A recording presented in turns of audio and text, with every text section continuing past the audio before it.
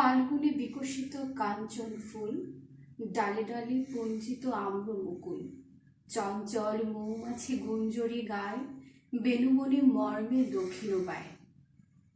সবাইকে ফাল্গুনে শুভেচ্ছা জানাচ্ছি।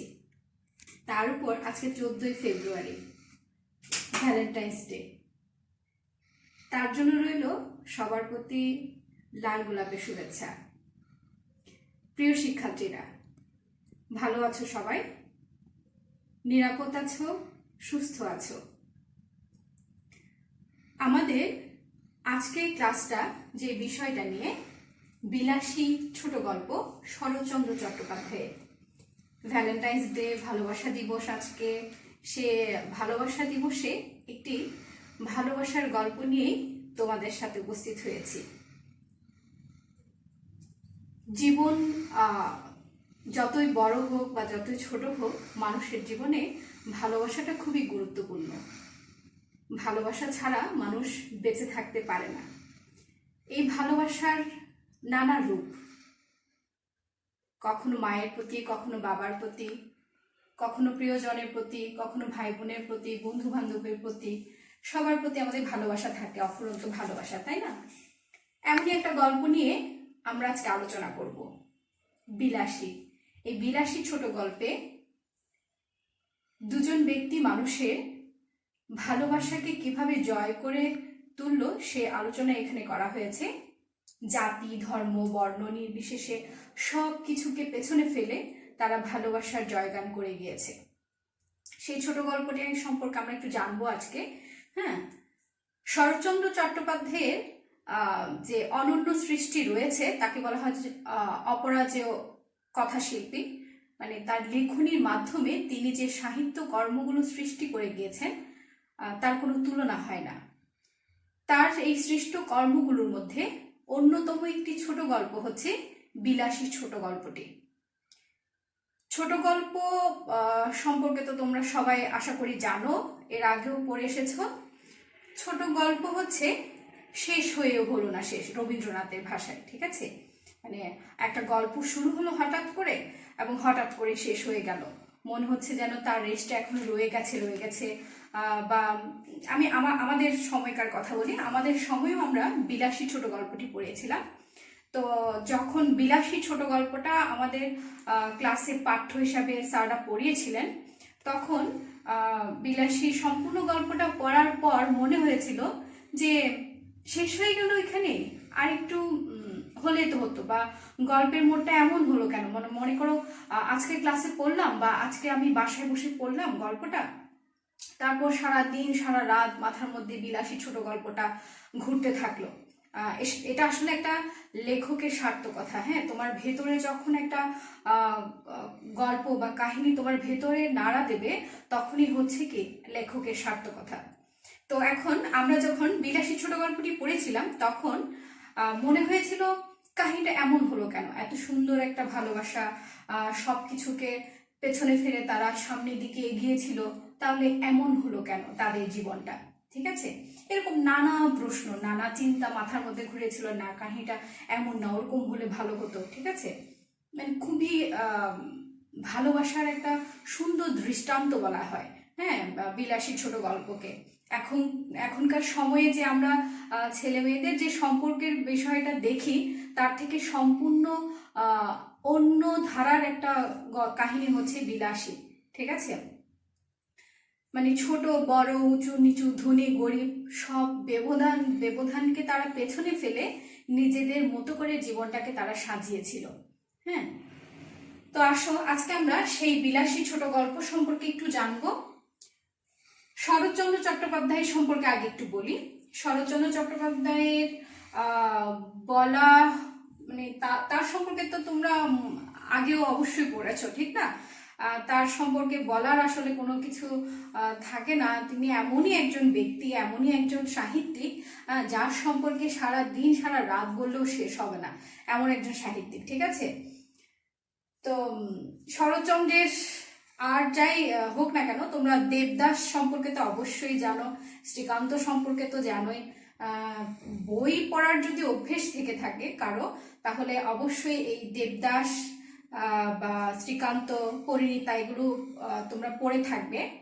আর দেবদাস, পরিণীতা তো এগুলো, শ্রীকান্ত এগুলো তো চলচ্চিত্র হয়েছে, তাই আশা করি সবারই এই বিষয়ে জানা আছে, ঠিক আছে। এবং দেবদাসও, দেবদাস, শ্রীকান্ত, পরিণীতা তার অসাধারণ কিছু সৃষ্টি আর কি, ঠিক আছে। তো দেখি এই মহান ব্যক্তি কবে জন্মগ্রহণ করেছেন, কোথায় জন্মগ্রহণ করেছেন তার সম্পর্কে একটু জানি। জন্ম 1876 সালের 15ই সেপ্টেম্বর, ঠিক আছে। 1876 সালের 15ই সেপ্টেম্বর, একটু মনে রাখবে সবাই, কারণ প্রত্যেকটা লেখকের জন্ম তারিখ, মৃত্যু তারিখ একটু আমি আগেও বলেছি, তোমরা যদি লিস্ট করে ফেলো তাহলে খুব ভালোভাবে মনে রাখতে পারবে, কারণ এগুলো মনে রাখতেই হবে, ঠিক আছে। শরৎচন্দ্রটা আমার একটু ভালোই মনে থাকে, ঠিক আছে, কারণ আমার খুব প্রিয় লেখকদের মধ্যে একজন হচ্ছে শরৎচন্দ্র। আমি ছোটবেলায় খুব শরৎচন্দ্রের বই পড়তাম। আমি না, মনে হয় ওই বয়সে সবাই একটু শরৎচন্দ্রের প্রতি ঝুঁকে পড়ে, ঠিক আছে। যেখানে দেখতাম সেখান থেকে শরৎচন্দ্রের বই কিনে নিয়ে আসতাম। এখন তো আসলে তোমাদের মধ্যে বই পড়ার অভ্যেসটা আশা করি তেমন একটা নেই, থাকলে ভালো। হ্যাঁ, বই পড়ার চেষ্টা করবে, জানার চেষ্টা করবে। একটা বই পড়লে তুমি একটা, মনে করো একটা সিনেমা দেখলে তুমি ওখান থেকে যতটুকু শিখতে পারবে না, তুমি একটা বই পড়লে তার থেকে অনেক বেশি ভালো জানতে পারবে, বুঝতে পারবে। হ্যাঁ, তো সেজন্য আশা করব, শরৎচন্দ্রের কিন্তু অনেক ভালো ভালো বই আছে। শরৎচন্দ্রের এই যে বললাম দেবদাস, শ্রীকান্ত, পরিণীতা, দত্তা, হ্যাঁ, এরকম অনেক ভালো বই আছে কিছু, তোমরা পড়বে সেগুলো, ঠিক আছে। জন্মস্থান হচ্ছে পশ্চিম বাংলার হুগলি জেলার দেবানন্দপুর গ্রামে। কোথায়? ভারতে, পশ্চিমবঙ্গে পশ্চিম বাংলার হুগলি জেলার দেবানন্দপুর গ্রামে। ছোটবেলায় আসলে তারা, এটা হচ্ছে তার মামা বাড়ি। হ্যাঁ, তারা ছোটবেলায় বিশেষত মামা বাড়িতে কাটিয়েছে। দারিদ্র্যের কারণে তারা মামা বাড়িতেই বড় হয়েছে, মামা বাড়িতেই তাদের জন্ম হয়েছিল।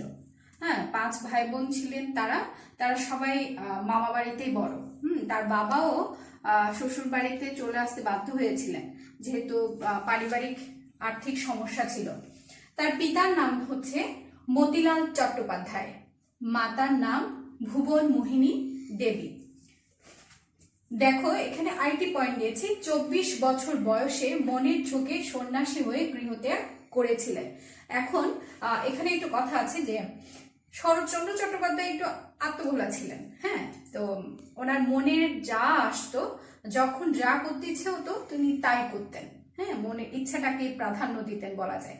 তো 24 বছর যখন তার বয়স হলো, তিনি পড়াশোনা সব বাদ দিয়ে চলে গেলেন, সন্ন্যাসী হয়ে গৃহত্যাগ করলেন, ঠিক আছে। সন্ন্যাসী হয়ে গৃহত্যাগ করলেন। এবার পথে ঘাটে যেখানে যার সাথে পাচ্ছে তার সাথে ঘুরছে, এবং এই যে সন্ন্যাস জীবন তার, এই সন্ন্যাস জীবন থেকে তিনি অনেক কিছু শিক্ষা লাভ করেছেন, এবং তার অনেক লেখালেখি কিন্তু এই সন্ন্যাসী অবস্থায় প্রাপ্ত অভিজ্ঞতা থেকেই তার লেখা, ঠিক আছে। তার এই সন্ন্যাসী জীবনে তিনি সর্বস্তরের মানুষের সাথে মেশার সুযোগটা হয়েছিল। হ্যাঁ, ছোট বড়, খারাপ ভালো সর্ব রকমের মানুষের সাথে তিনি মেশার যে সুযোগটা, সেটা ওই সন্ন্যাসী জীবনেই তার হয়েছিল। এজন্য তার লেখাতে নিম্ন বর্ণের বা নিম্ন শ্রেণীর মানুষের জীবন কাহিনীটা খুব সুন্দরভাবে ফুটে উঠেছে, ঠিক আছে। আমরা একটু করে বই কি লেখা আছে দেখি। শরৎচন্দ্র চট্টোপাধ্যায় 1876 খ্রিস্টাব্দে 15ই সেপ্টেম্বর পশ্চিমবাংলার হুগলি জেলার দেবানন্দপুর গ্রামে জন্মগ্রহণ করেন। তার পিতার নাম মতিলাল চট্টোপাধ্যায়, মাতা ভুবন মোহিনী দেবী। বাংলা সাহিত্যে সবচেয়ে জনপ্রিয় ঔপন্যাসিকের ছেলেবেলা কাটে দারিদ্র্যের মধ্যে। 24 বছর বয়সে মনের ঝোঁকে, ওই যে বললাম একটু আত্মভোলা ছিলেন উনি। হ্যাঁ, তো যার কারণে যাই মনে আসতো তিনি তাই করতেন। হ্যাঁ, সন্ন্যাসী হয়ে গৃহত্যাগ করেছিলেন শরৎচন্দ্র। সঙ্গীতজ্ঞ হিসাবে খ্যাতি সূত্রে ঘটনাচক্রে, মানে তার খুব গান বাজনার প্রতি আগ্রহ ছিল। তোমরা যদি শ্রীকান্ত বইটা পড়ে থাকো তাহলে সেটা থেকে বুঝতে পারবে, শ্রীকান্তটাকে বলা হয় শরৎচন্দ্রের আত্মজীবনীমূলক একটা গল্প আর কি, ঠিক আছে। গল্প না, এগুলোকে বলা হয় আত্মজীবনী, ঠিক আছে। শ্রীকান্তটা পড়লে বুঝতে পারবে। তার গান বাজনার খুব ভালো শখ ছিল, তিনি খুব ভালো গানও করতেন। এবং এই সন্ন্যাসী থাকা অবস্থায় কিন্তু তার এইসব বিষয়ের প্রতি আগ্রহটা আরো বেড়ে যায়। ঘটনাচক্রে এক জমিদারের বন্ধু হয়েছিলেন তিনি। জীবিকার তাগিদে দেশ ছেড়ে গিয়েছিলেন বর্মা মুলুকে। বর্মা মানে হচ্ছে বর্তমানে মায়ানমার, অর্থাৎ বর্তমান মানে মায়ানমার, এখানে দেওয়াই আছে সেটা, ঠিক আছে। শরৎচন্দ্র তার জীবনের নানা অভিজ্ঞতা ও বিভিন্ন বিচিত্র সব মানুষের চরিত্র ফুটিয়ে তুলেছেন তার বিভিন্ন উপন্যাসে। যেটা বললাম যে উনি বিভিন্ন স্তরের মানুষের সাথে, বিভিন্ন রকমের মানুষের সাথে সেই সন্ন্যাস জীবনে মিশেছিলেন এবং তার লিখনীতে তিনি সেগুলো ফুটিয়ে তোলার চেষ্টা করেছেন। বিশেষ করে সমাজের নিচু তলার মানুষ তার সৃষ্ট চরিত্রে অপূর্ব মহিমা নিয়ে চিত্রিত হয়েছে। নিচু তলার মানুষ বলতে এই যে দরিদ্র মানুষ, হ্যাঁ, যারা দারিদ্র্যের মধ্যে জীবন কাটায়, হ্যাঁ, খুব কষ্ট করে তাদের জীবনটা চলছে, এরকম মানুষের কথাগুলো তিনি খুব সুন্দরভাবে ফুটিয়ে তুলেছেন। যেমন আমাদের এই বিলাসী গল্পটার কথাই বলি, যে বিলাসী যে গল্পটা আছে সেটার মধ্যেও দেখা গেছে কি যে বিলাসী একজন সাপুরে মেয়ে এবং মৃত্যুঞ্জয় বলা যায় সে মোটামুটি ধনী বা চলতে পারবে এরকম, কিন্তু বিলাসী যে নায়িকা, মূল চরিত্র যে, সে একেবারে সাপুরে ঘরের একজন মেয়ে এবং তার কিভাবে মৃত্যুঞ্জয়কে সে জয় করে নিল সে গল্পই এখানে তুলে ধরা হয়েছে, ঠিক আছে। এরকম আরো অনেক গল্পই আছে তার, যেগুলো তার নিচু শ্রেণী মানুষদেরকে নিয়ে লেখা। তারপর কি বলেছে দেখো, কথাশিল্পী শরৎচন্দ্রের শিল্পী মানুষের মৌল বৈশিষ্ট্য মানবতা ও মানুষের প্রতি ভালোবাসা। এটা একটু মার্ক করে রাখো যে তার লেখার মূল যে বৈশিষ্ট্য সেটা হচ্ছে মানবতা ও মানুষের প্রতি ভালোবাসা। শরৎচন্দ্রের প্রথম মুদ্রিত রচনা কুন্তলীন পুরস্কার প্রাপ্ত মন্দির নামের একটি গল্প। দেখো, তার মানে হচ্ছে শরৎচন্দ্রের প্রথম যে গল্পটা তিনি লিখেছিলেন সেটার নাম হচ্ছে মন্দির, সেটি কুন্তলীন পুরস্কার পেয়েছিল। শরৎচন্দ্রের বিখ্যাত উপন্যাসগুলোর মধ্যে রয়েছে কি দেখো, দেবদাস, পল্লীর সমাজ, চরিত্রহীন, শ্রীকান্ত, গৃহদাহ, দেনা পাওনা। এখানে কয়েকটি উপন্যাসের নাম দিয়েছে, আরো অনেক উপন্যাস রয়েছে তার, যেমন দত্তা, হ্যাঁ, অনেক উপন্যাস রয়েছে। বলা হয়ে থাকে সেই সমাজ ব্যবস্থায় যে নিয়ম নীতি সেগুলোকে উপেক্ষা করে তিনি নতুন কিছু লেখা বা নতুন কিছু দেখানোর চেষ্টা করেছিলেন তার এই লিখনির মাধ্যমে, বা এই লিখনিগুলোর মাধ্যমে তিনি সেই সময়কার নারী সমাজকে বা নারী চরিত্রগুলোকে সুন্দর করে ফুটিয়ে তুলেছেন। দেখো এখানে লিখেছে, এইসব উপন্যাস বাঙালি নারী প্রতিকৃতি অঙ্কনে তিনি অসামান্য দক্ষতা দেখিয়েছে। মানে এই রচনাগুলোর মধ্য দিয়ে তিনি নারীর চরিত্রকে খুব সুন্দর করে বা অসাধারণ নারী চরিত্র হিসাবে ফুটিয়ে তোলার চেষ্টা করেছিলেন। বাট নারীর চরিত্রটি এইসব প্রত্যেকটা উপন্যাসের মধ্যে খুবই অসাধারণভাবে ফুটে উঠেছে। যেমন মনে করো একজন সাহসী নারী বা ধর্মনীতি যে শৃঙ্খলা থাকে সেসব থেকে বের হয়ে একটা নারী জীবন কেমন হতে পারে, এসব বিষয়কে তিনি তার লিখনির মাধ্যমে ফুটিয়ে তুলেছেন। তার বহু উপন্যাস ভারতবর্ষের বিভিন্ন ভাষায় অনুদিত ও চলচ্চিত্রায়িত হয়েছে। এই যে আমি একটু আগে তোমাদেরকে বলেছি, যে শুরুর দিকে বলেছিলাম যে দেবদাস, হ্যাঁ, চলচ্চিত্র করা হয়েছে, তারপর হচ্ছে পরিণীতা, শ্রীকান্ত, এরকম আরো অনেক আছে যেগুলো কি তার গল্প থেকে নিয়ে, দত্তাও কিন্তু চলচ্চিত্র হয়েছে।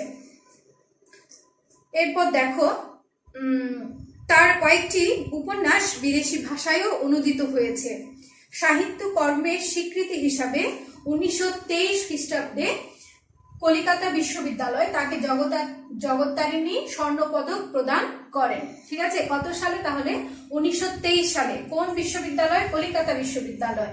কি পুরস্কার দিয়েছিল তাকে? জগত্তারিণী স্বর্ণপদক প্রদান করেন। ঠিক আছে, এরপর হচ্ছে এবং ঢাকা বিশ্ববিদ্যালয় 1936 সালে তাকে সম্মানসূচক ডিলিট ডিগ্রি প্রদান করেন। ঠিক আছে, এই ডিলিট ডিগ্রিটা কি দেখো, মানে এটা হচ্ছে মানব সেবায় ব্যক্তি মানুষের সৃজনশীল ও মৌলিক মেধার অবদানের জন্য বিভিন্ন বিশ্ববিদ্যালয়ে ডিলেট ডিগ্রি প্রদান করে থাকে। সে সময়ে বিশিষ্ট যে পণ্ডিত বর্গরা ছিল তারা এই ডিলেট ডিগ্রিটা প্রদান করত। ঠিক আছে, এখন হচ্ছে বিভিন্ন বিশ্ববিদ্যালয়, ঢাকা বিশ্ববিদ্যালয় শরৎচন্দ্রকে ডিলেট ডিগ্রি প্রদান করেছে এবং কত সালে? 1936 সালে। তারপর কি বলছে দেখো, শরৎচন্দ্র 1938 খ্রিস্টাব্দে 16 জানুয়ারি কলকাতায় মৃত্যুবরণ করেন। ঠিক আছে, এই মহান ব্যক্তিটি 1938 খ্রিস্টাব্দে 16 জানুয়ারি কলকাতায় মৃত্যুবরণ করেন। ঠিক আছে, আসলে ওই যে বললাম আমি, শরৎচন্দ্র এমন একজন ব্যক্তি মানুষ যাকে নিয়ে সারাদিন বললে সারাদিনও তার কথা বলা বা তার সম্পর্কে বলা, তার লেখনী নিয়ে বলা শেষ করা সম্ভব নয়। ঠিক আছে, ছোট্ট এই পরিসরে তোমাদের যতটুকু পাঠ্য আছে আমি অতটুকু বললাম তোমাদেরকে, বা এর বাইরেও টুকিটাকি একটু বলার চেষ্টা করেছি। এগুলো তোমরা একটু নোট করে রাখবে। ঠিক আছে, আসো আমরা এবার বিলাসী ছোট গল্পের পাঠ পরিচিতিটা সম্পর্কে একটু জেনে নিই। দেখো, বিলাসী গল্পটি প্রথম প্রকাশিত হয় ভারতী পত্রিকায় 1325 বঙ্গাব্দের 1918 খ্রিস্টাব্দ, মানে বাংলায় হচ্ছে 1325 বঙ্গাব্দ আর ইংরেজি সাল হচ্ছে 1918 বৈশাখ সংখ্যায়। আমি আগের ক্লাসেও বলেছি যে এই যে পত্রিকাগুলো বের হতো সেগুলোর মাস হিসাবে নাম দেওয়া হতো, বৈশাখ, জ্যৈষ্ঠ, বা এভাবে বিভিন্নভাবে নামগুলো দেওয়া হতো। বিলাসী গল্পটি তাহলে কোন পত্রিকায় প্রথম প্রকাশিত হয়? ভারতী পত্রিকায়। এটা কিন্তু খুব গুরুত্বপূর্ণ একটা প্রশ্ন, জ্ঞানমূলকের প্রশ্ন হিসাবে প্রায় সময় আসে। ভারতী পত্রিকায় এবং 1918 খ্রিস্টাব্দে ইংরেজি সালের এবং বাংলা সালের হচ্ছে 1325 বঙ্গাব্দে বৈশাখ সংখ্যায় প্রথম প্রকাশিত হয়। এরপর কি বলেছে দেখো, নেরা নামের এক যুবকের নিজের জবানিতে বিবৃত হয়েছে গল্প। আমি এখানে একটু করে লিখেছি যে নেরা নামের একজন যুবকের জবানিতে বিবৃত হয়েছে। এই পুরো গল্পটায় নেরার মাধ্যমে গল্পকথক বলিয়েছেন। এই গল্পে একটু বলি যে নেরা যে চরিত্রটি আছে এটা বলা হয়ে থাকে যে শরৎচন্দ্রের ছোটবেলার কিছু স্মৃতি এই ন্যাড়া চরিত্রের মাধ্যমে তিনি তুলে ধরেছেন। তোমরা যদি গল্পটা পড়ে থাকো কেউ, বা আমরা যখন আগামী ক্লাসে পড়বো তখন আমরা দেখব যে একেবারে ছোটবেলা শৈশবের কিছু স্মৃতি খুব সুন্দরভাবে তিনি সেখানে ফুটিয়ে তুলেছেন। কিভাবে তিনি খেলতেন বা কিভাবে তিনি স্কুলে যেতেন সেই বিষয়গুলো এখানে ফুটিয়ে তুলেছেন। তাহলে নেড়া চরিত্রের মাধ্যমে তাই বলা হয়ে থাকে যে তার শৈশবের কিছু চরিত্র বা কিছু স্মৃতি তিনি তুলে ধরেছেন। এবং আরেকটি কথা হচ্ছে যে শরৎচন্দ্র চট্টোপাধ্যায়ের যে ডাক নাম সেটা কিন্তু নেড়াই ছিল। ঠিক আছে, তাই বলা হয় যে নেড়া চরিত্র তার জীবনেরই ছোটবেলার কিছু স্মৃতি। ঠিক আছে, এরপর কি দিয়েছে দেখো, এই গল্পের কাহিনীতে শরৎচন্দ্রের প্রথম জীবনের ছায়াপাত ঘটেছে, যেটা আমি একটু আগে বললাম যে যার ছোটবেলার কিছু স্মৃতিচারণ তিনি ন্যাড়া চরিত্রের মাধ্যমে করেছেন। বিলাসী গল্পে বর্ণিত হয়েছে ব্যতিক্রম ধর্মী দুই মানবের চরিত্রের অসাধারণ প্রেমের কাহিনী। হ্যাঁ, দুজন ব্যক্তি মানুষের বা দুজন মানুষের মানবের প্রেমের অসাধারণ একটা কাহিনী এই বিলাসী গল্পে ফুটে উঠেছে, যা ছাপিয়ে উঠেছে জাতিগত বিভেদের সংকীর্ণ সীমা। মানে জাতি ভেদ, হ্যাঁ, বর্ণভেদ, প্রত্যেকটা ধর্মীয় কুসংস্কারকে পেছনে ফেলে তারা নতুন এক কাহিনী সৃষ্টি করেছেন এই গল্পের মাধ্যমে। গল্পে সংঘটিত একের পর এক ঘটনা এবং বিভিন্ন চরিত্রের মধ্যে সংঘাতের মাধ্যমে কাহিনী অগ্রসর হয়। মানে একটা সমাজে থাকতে গেলে বর্ণভেদ প্রথাটা সেই সময়ে হিন্দু সমাজে খুব বেশি প্রচলন ছিল। প্রত্যেকটা ধর্মে আছে উঁচু নিচু জাত ভেদের একটা প্রভেদ। এই প্রভেদের কারণে সমাজে নানা সমস্যার সৃষ্টি হয়, যেটা বিলাসী এবং মৃত্যুঞ্জয় নামে, যে নায়িকার নাম হচ্ছে বিলাসী এবং নায়কের নাম হচ্ছে মৃত্যুঞ্জয়। আমি একটু পরে বলছি এদের চরিত্র সম্পর্কে। তো তাদের জীবনেও সমাজের এসব নানা ঘাত প্রতিঘাতের মাধ্যমে কাহিনীকে এগোতে হয়েছে। ঘটনার দ্বন্দ্ব সংঘাতের মধ্য দিয়ে কাহিনীতে গতি সঞ্চালিত হয়েছে। মানে এই যে বিভিন্ন সমস্যার মধ্যে তাদেরকে পড়তে হয়েছিল, এই ঘটনা বা সমস্যার মধ্য দিয়ে ঘটনাটা এগিয়েছে। লেখক কোনো অবস্থা থেকে কাহিনী বলছেন, সেটি অনেক সময় কাহিনীর বর্ণনার গুরুত্বপূর্ণ ভূমিকা পালন করে। লেখক সর্বদর্শী অবস্থা থেকেও কাহিনী বর্ণনা করতে পারেন, মানে একজন লেখক তার সম্পূর্ণ উপস্থিতিতে তিনি যেভাবে যান সেভাবে তার কাহিনীটা উপস্থাপন করতে পারেন। সেই ক্ষেত্রে তিনি সবগুলো চরিত্র ও ঘটনা নিরপেক্ষ অবস্থা থেকে বর্ণনা করেন, মানে একেবারে নিরপেক্ষ থেকে, তিনি কারো পক্ষপাতিত্ব না করে নিরপেক্ষ থেকে তিনি ঘটনা এবং চরিত্রগুলো উপস্থাপন করেন। যেমনটি দেখা যায় সৈয়দ ওয়ালিউল্লাহ লাল সালু উপন্যাসে। সৈয়দ ওয়ালিউল্লাহ লাল সালু উপন্যাস কিন্তু তোমাদের উপন্যাস হিসাবে পাঠ্য আছে। এবং মানিক বন্দ্যোপাধ্যায়ের মাসি পিসি গল্পে, মানিক বন্দ্যোপাধ্যায়ের একটি মাসি পিসি গল্প আছে, সেটিও তোমাদের পাঠ্য আছে। প্রক্ষান্তরে গল্পটি উত্তম পুরুষের ভাষ্যে বর্ণিত হতে পারে। এক্ষেত্রে গল্পে আমি, আমাকে ইত্যাদি সর্বনাম এসে যায়, মানে যখন ব্যক্তি নিজে গল্পের বর্ণনা করবে, লেখক নিজে বর্ণনা করে থাকে নেরা নামের একজন ব্যক্তির মাধ্যমে, তিনি একজন থার্ড পার্সনের মাধ্যমে তিনি গল্পটা বলে থাকেন, সেজন্য দেখা যায় এখানে আমি, আমাকে এই ধরনের কথাগুলো চলে আসে। এরকম ক্ষেত্রে কখনো কখনো লেখক নিজেই কাহিনীর একটা চরিত্রের ভূমিকা নেন, হয়ে ওঠেন কথক। বিলাসী গল্পে লেখক সেই ভূমিকা গ্রহণ করেছেন। বর্তমান সংকলনের অপরিচিতা আহ্বান ও তাজমহল গল্পে উত্তম পুরুষের ভাষ্য গৃহীত হয়েছে, মানে লেখক নিজেই সেখানে কথক এবং নিজেই সেখানে চরিত্র। ঠিক আছে। বিলাসী গল্পের নাম চরিত্র কর্মনিপুণ, বুদ্ধিমতী ও সেবাব্রতী বিলাসী, মানে বিলাসী গল্পের যে নাম চরিত্র, যে বিলাসী যে গল্পটা, সেই গল্পের প্রধান চরিত্র বা নাম চরিত্র হচ্ছে বিলাসী। সে তার চারিত্রিক বৈশিষ্ট্যটা এখানে দেওয়া হয়েছে, দেখো, কর্মনিপুণ, সে কাজকর্মে খুবই পটু, বুদ্ধিমতী, খুবই বুদ্ধিমতী। তার যে বিভিন্ন পরিস্থিতিতে তাকে পড়তে হয়েছে, সমাজের নানা অসংখ্য তার যে সমস্যাগুলোর মধ্যে সে পড়েছিল, হ্যাঁ, বিভিন্ন সময় মৃত্যুঞ্জয়কে সেবা শুশ্রূষা করার ক্ষেত্রে তার যে সামাজিক বাধাগুলো এসেছিল, সে খুব বুদ্ধির সাথে সেগুলোকে সামাল দিয়েছিল, তাই বলা হচ্ছে যে সে বুদ্ধিমতী। এবং সেবাব্রতী, একজন মৃত্যু পথযাত্রী ব্যক্তিকে সে সেবার মাধ্যমে সুস্থ করে তুলেছে, তাই তাকে বলা হচ্ছে কি সেবাব্রতী বিলাসী। শরৎ সাহিত্যের অনন্য উজ্জ্বল নায়িকাদের মতোই একজন, মানে শরৎ সাহিত্যে যতগুলো নারী চরিত্র আছে তার মধ্যে বিলাসীও একটি উজ্জ্বল নক্ষত্রের মতো একটি চরিত্র। যে প্রেমের জন্যে নির্দ্বিধায় বেছে নিয়েছে স্বেচ্ছা মৃত্যুর পথ, আর তার প্রেমের মহিমার আলোয় ধরা পড়েছে সমাজের অনুদারতা ও রক্ষণশীলতা, জীবনের নিষ্ঠুর ও অশুভ চেহারা। আমি আবারও বলছি, কি বলছে দেখো, যে প্রেমের জন্য নির্দ্বিধায় বেছে নিয়েছে স্বেচ্ছা মৃত্যুর পথ, মানে নিজের প্রেমের জন্য, নিজের ভালোবাসার জন্য সে প্রাণ দিতে দ্বিধা করেনি।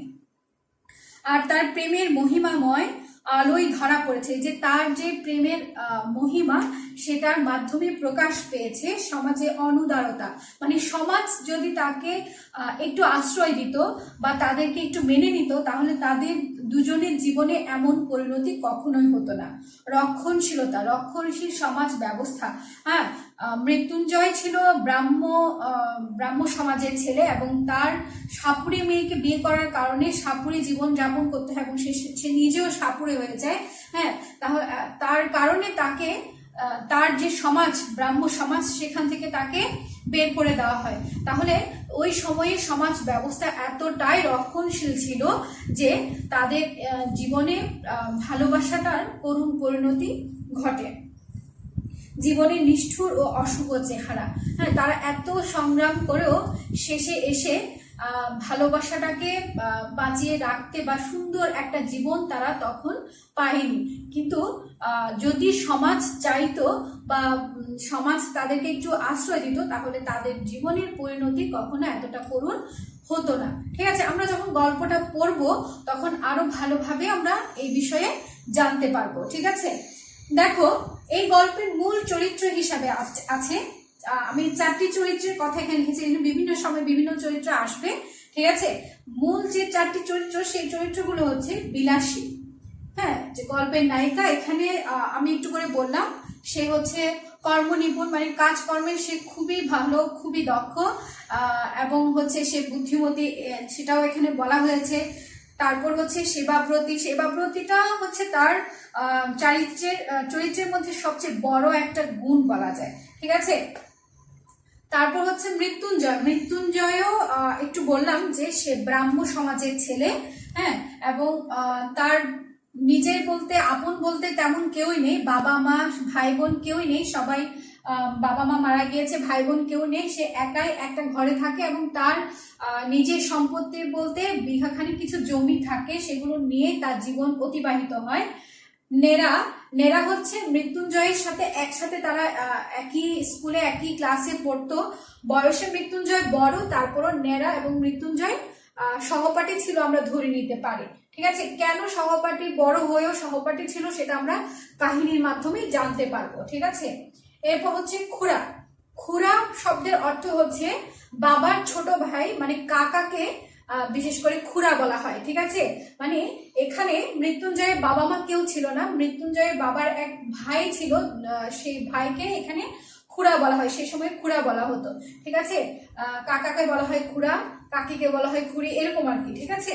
তাহলে এই খুড়ার সাথে মৃত্যুঞ্জয়ের কাহিনী কিছু আছে, যার কারণে এই খুড়া চরিত্রটাও এখানে মূল ভূমিকা হিসাবে দেখানো হয়েছে, ঠিক আছে। এই হচ্ছে কাহিনী চরিত্র, মূলত এই চারজনের মাধ্যমে কাহিনীটা রচনা করা হয়েছে। তারপরেও কাহিনীর মাঝখানে মাঝখানে কিছু চরিত্র আছে, সেগুলো আমরা পড়তে পড়তে জানতে পারবো, ঠিক আছে। আচ্ছা দেখি এই গল্পটা করার পর আমরা কি শিখতে পারবো বা কি জানতে পারবো, সেটা একটু করে জেনে নিই। দেখো শিখুন ফলে আমরা এই গল্পটা পড়ার পর বা জানার পরে কি কি বিষয় সম্পর্কে শিখতে পারবো বা জানতে পারবো। উদার মানবিকতার অনিন্দ প্রকাশ, হ্যাঁ, মানবীর মধ্যে উদার একটা ভালোবাসার প্রকাশ এখানে দেখানো হয়েছে। জাত বৈষম্য, জাতিভেদ প্রথাটা এটা প্রথম দিক থেকে এই গল্পের দিকে দেখা যায়, হ্যাঁ, জাত বৈষম্য। মিথ্যা বংশ গৌরব, মানে বংশের গৌরব, হ্যাঁ, সেটা ওই যে মৃত্যুঞ্জয়ের যে খুড়ো আছে তার মাধ্যমে খুড়ার চরিত্রের প্রতিটা কথার মধ্যেই প্রকাশ পায়, হ্যাঁ, বংশ গৌরব। শৈশবের সোনালী দিন, হ্যাঁ, যে বললাম যে নেরা চরিত্রের মাধ্যমেই শরৎচন্দ্র তার শৈশব জীবনের কিছু স্মৃতিচারণ করেছেন, যেগুলোর মাধ্যমে আমরা শৈশবের সোনালী দিন সম্পর্কে জানতে পারি। সেবায় মানব ধর্মের অন্যতম গুণ, বিলাসীর সেবায় মৃত্যু পথযাত্রী মৃত্যুঞ্জয় কিভাবে সুস্থ হয়ে উঠল সেই বর্ণনা এখানে দেওয়া আছে। তাই বলা হচ্ছে কি সেবায় মানব ধর্মের অন্যতম গুণ। এরপর হচ্ছে রক্ষণশীল সমাজ ব্যবস্থা। রক্ষণশীল সমাজ ব্যবস্থা হচ্ছে মৃত্যুঞ্জয় এবং বিলাসীর সম্পর্কে যখন স্বামী স্ত্রী হয় তাদেরকে সেই সময়ে সমাজ ব্যবস্থায় রক্ষণশীল সমাজ তাদেরকে মেনে নেয়নি, এবং মেনে নেয়নি বলে তাদেরকে সমাজ থেকে, ব্রাহ্ম সমাজ থেকে বের করে দেওয়া হয়েছিল। সেই জন্য রক্ষণশীল সমাজ ব্যবস্থা সম্পর্কে আমরা জানতে পারবো। মনুষ্যত্ববোধ, হ্যাঁ, মনুষ্যত্ববোধ তাদের মধ্যে ছিল না বলে মৃত্যুঞ্জয় এবং বিলাসীর জীবনে একটা করুণ পরিণতি এসেছে। নিঃস্বার্থভাবে মানুষের ভালোবাসা, একজন মানুষ আরেকজন মানুষকে কতটা নিঃস্বার্থভাবে ভালোবাসতে পারে সেটা বিলাসী এবং মৃত্যুঞ্জয়ের গল্পের মাধ্যমে আমরা জানতে পারবো, ঠিক আছে। এই গল্পটা পড়লে আশা করি সবারই ভালো লাগবে। আগামী ক্লাস যখন নেব ততক্ষণ তোমরা এই বিষয়গুলো পড়বে, জানবে ভালো করে, এবং আমি চাইবো যে তোমরা আজকে যা পড়েছি, লেখক পরিচিতি, পাঠ পরিচিতি, এগুলো থেকে 10টি জ্ঞানমূলকের প্রশ্ন তৈরি করে আমাকে দেখাবে, কমেন্ট বক্সে আমাকে পোস্ট করে দেখাবে সবাই। এবং আরেকটি কথা হচ্ছে তোমরা ওখানে বেশ কিছু টিকা বা শব্দার্থ দেওয়া আছে, সেই টিকা বা শব্দার্থগুলো ভালো করে পড়বে, কারণ আমি যখন তোমাদেরকে গল্পটি পড়াবো অবশ্যই তো গল্পটি পড়ে রাখবে, কারণ গল্পটা তোমরা প্রথমে যদি একবার পড়ে রাখো আমি যখন পড়াবো তোমাদের তখন তোমাদের বুঝতে সুবিধা হবে। এবং টিকা আর শব্দার্থগুলো পড়ার কারণ বলছি, কারণ এমন কিছু শব্দ আছে যেগুলো তোমরা আগে কখনো দেখোনি বা আগে কখনো পড়োনি, সেই শব্দগুলোর অর্থ ওই টিকা ও শব্দার্থ থেকে তোমরা জানতে পারবে। তাই টিকা ও শব্দার্থগুলো ভালো করে পড়ে রাখবে, ঠিক আছে।